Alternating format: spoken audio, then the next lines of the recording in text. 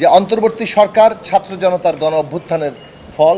নিবন্ধন তো আমাদের একটা অধিকার এবং এই অধিকারের নিবন্ধন পাওয়া, নিবন্ধিত দল হিসেবে থাকা এবং আমাদের একটা প্রতীক থাকা যেটা জনগণের মধ্যে পরিচিত হবে এবং আমরা যদি নির্বাচন করি সেই নির্বাচনে জনগণ আমাদের পক্ষে অথবা রায় দেবেন।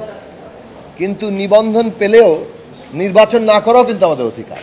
কোনো রাজনৈতিক কারণে আমরা নির্বাচন বর্জনও করতে পারি, যেমনটা আমরা 2014 সালে করেছি, 2024 সালে করেছি। এইটা একটা রাজনৈতিক প্রশ্ন। তো এই নিবন্ধনের অধিকারটা আমরা জন্য লড়াই করেছি এবং আজকে আমরা একটা পরিস্থিতিতে হাইকোর্টের রায় অনুযায়ী নিবন্ধন পাওয়ার অবস্থায় এসেছি। রাজনৈতিক বাস্তবতায় দীর্ঘদিনের যে ফ্যাসিবাদ বিরোধী আন্দোলন এবং সর্বশেষে এই ছাত্র জনতার গণ অভ্যুত্থানের ফ্যাসিস্ট সরকারের পতন আমাদের শিক্ষার্থীদের একটা রক্তক্ষয়ী সংগ্রামের মধ্য দিয়ে, এত বড় আত্মত্যাগের মধ্য দিয়ে আমরা যে অর্জন করেছি।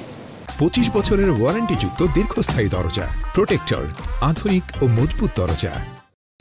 সেই অর্জনের মধ্য দিয়ে মানুষের একটা আকাঙ্ক্ষা তৈরি হয়েছে। সেই আকাঙ্ক্ষাটা হচ্ছে কিভাবে এই যে ফ্যাসিস্ট রাজনৈতিক বন্দোবস্ত বাংলাদেশে যেটা কায়েম ছিল সেইটা বদল করে একটা গণতান্ত্রিক রাজনৈতিক বন্দোবস্ত প্রতিষ্ঠা করা যায়। ফলে এই নতুন রাজনৈতিক বন্দোবস্তের প্রশ্নটি আমাদের দেশে একটা গণতান্ত্রিক সংবিধান প্রতিষ্ঠা করা, গণতান্ত্রিক বিধিবিধান প্রতিষ্ঠা করা, গণতান্ত্রিক সংস্কৃতি প্রতিষ্ঠা করা এবং এই সবের মধ্য দিয়ে আসলে একটা গণতান্ত্রিক রাষ্ট্র ব্যবস্থা প্রতিষ্ঠা করার সাথে যুক্ত। সেই ক্ষেত্রে আমরা বলেছি যে অন্তর্বর্তী সরকার ছাত্র জনতার গণ অভ্যুত্থানের ফল, তাদের উপর দাঁড়িয়ে এই সরকার প্রতিষ্ঠিত হয়েছে।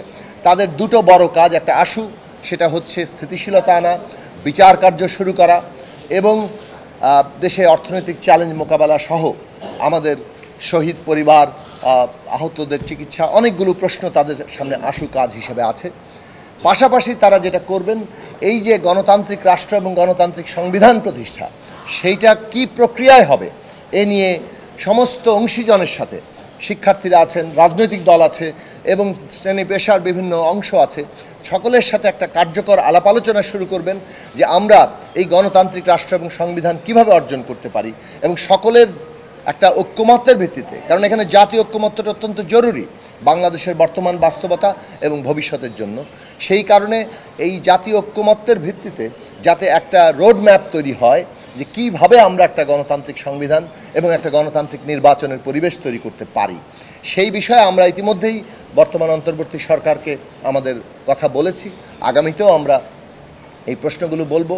আমরা সারা দেশে নাগরিকদের সংগঠিত করছি, জনগণকে সংগঠিত করছি, যাতে করে এই গণতান্ত্রিক বন্দোবস্ত প্রতিষ্ঠার যে পথ, তাদের সকলের মতামতের ভিত্তিতেই সেই জায়গায় আমরা একটা রূপরেখায় পৌঁছাতে পারি।